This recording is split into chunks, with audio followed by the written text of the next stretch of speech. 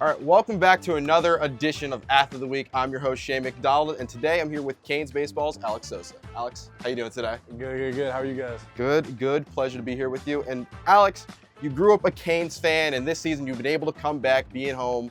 What's it been like being back home?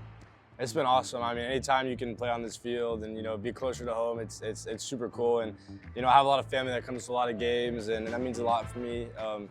A lot of friends, like old friends I haven't seen in a while. So it's a lot of close family friends, just a lot of people that I know that I haven't seen in a while. They get to come and watch me play, and that's super cool to be able to go out there and play for them and play with these guys who all share the same goals, and that's to win the game. So. And with this team, there's so many people from Florida down here. What's that environment like? I'm sure you kind of grew up kind of playing with some of these guys in bits and pieces. Yeah, I have. I've played with and against Cuvée, like growing up pretty much my whole life. Obviously, he's a South Florida guy, but it's cool. It's a cool environment. I mean, it's a lot more Latin. Obviously, it's about as Latin as it gets. Being here in Miami, so that part's cool. Like that kind of energy. I mean, you guys saw, I'm sure, in the WBC. All that Latin energy, so it's cool to be down here and playing for Miami. And speaking of Cuvée, I think you guys overlapped a little bit over in the Cape Cod League over the summer. What was your experience like with summer ball, and how did that kind of help you get better for this season? Yeah, no, summer ball is awesome. The Cape was awesome. The Brewster, the coaches over there, they were great. It was cool. I actually had a back pick with Cuvée, my first game there, and it was a big one. It was like late in the game, runner on third, and we back picked the runner, and it was pretty cool because I actually hadn't even committed to Miami yet. And after that happened, it was like, I can get used to this.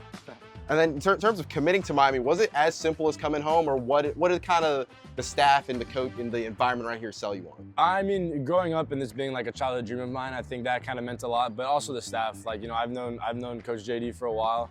I mean, since I was a little boy. I've known a lot of these guys for a while, and to be able to make this home again, that kind of all helped. But just coming back to the field that I grew up coming to almost every single day or every single game as a little boy, and being able to play here again is super cool. And then this season, you've been hitting some dingers. You've been hitting for power this season, 7 home runs already this year. What's kind of helped you kind of do that? Yeah, I mean, I think like with the way this lineup works, like just being able to stay within myself. Not try to do too much. Obviously, the whole lineup, everybody hits. So to be able to just go out there and just focus on getting my job done, and knowing that if I don't, the guy behind me will get it done.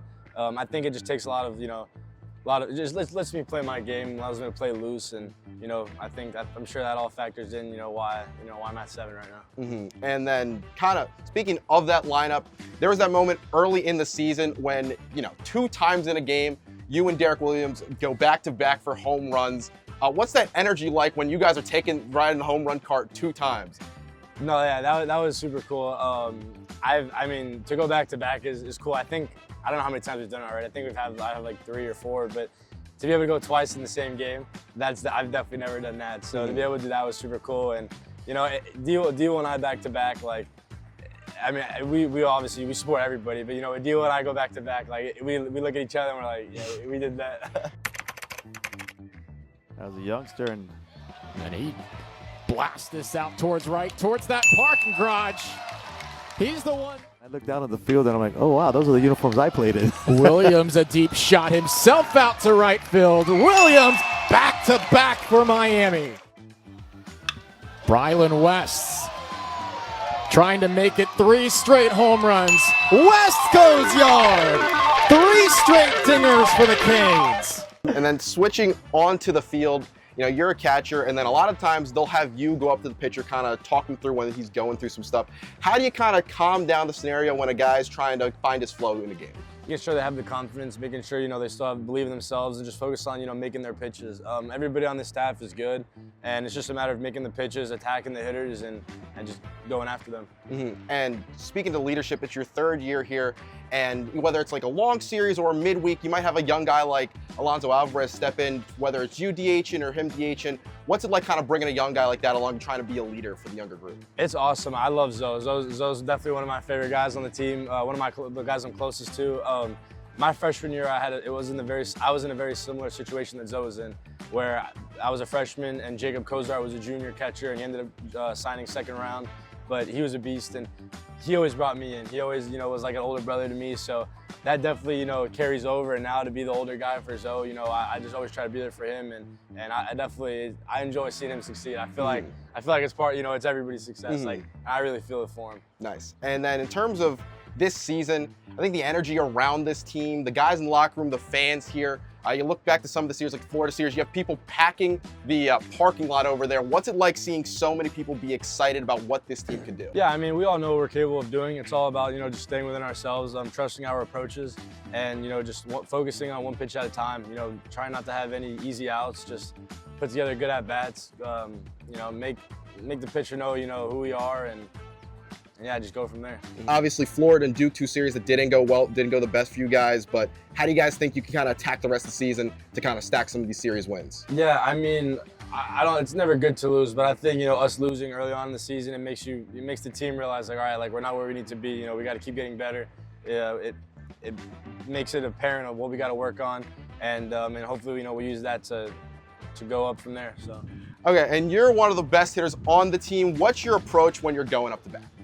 Yeah, I mean, it kind of changes throughout the game. Obviously, it depends on, you know, the scenario and, you know, if there's runners on, no runners on, who's pitching, lefty or righty. You know, my main thing is just being able to drive the ball the other way and then just react to everything else. That's kind of like my main focus is if I can stay on the pitcher way, then, you know, I can just react to anything, you know, hanging or inside or anything like that. Cool. All right, let's go see if I can do a little bit of hitting magic myself.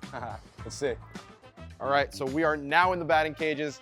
Alex, I need you to show me a little demo. I haven't hit a baseball for real since like 2nd grade, so I need a little bit of a refresher. My focus is always to stay in the middle of the ball and the inside lace because that helps me keep my swing inside the ball and being able to drive the ball up the middle and backside. So as far as my swing, like I like to land wider. I just feel like that works for me. So we'll find out what works for you. But basically my first couple of swings is I get up here and I load, and I just try to focus on hitting the ball up the middle and backside. So when you're going up the plate, you have your song, you have your walk-up song. How long has Love Sosa been your walk-up song, and what goes through your head when that plays? No, it's definitely funny, and honestly, it's not even something that I don't think of walk-up song like, oh, I'm gonna put Love Sosa, but all the guys kind of tell me that you better do Love Sosa, you better do it. So it actually started in college. I was a freshman, and I put some other song, and all the older guys my freshman year were like, no, like you're doing this song, and you have to do this song. So I was like, all right, we'll do that. So I actually had 2 my freshman year just because I had the one that I wanted, and then I had the one that all the boys wanted me to use. So, and it's kind of just stuck with me. I mean, everybody's just like, you have to use it, you have to use it. So I'm like, all right, let's do it. I'm probably gonna put Love Sosa over this, and we're gonna see if I can actually hit this thing properly. So let's give it a try.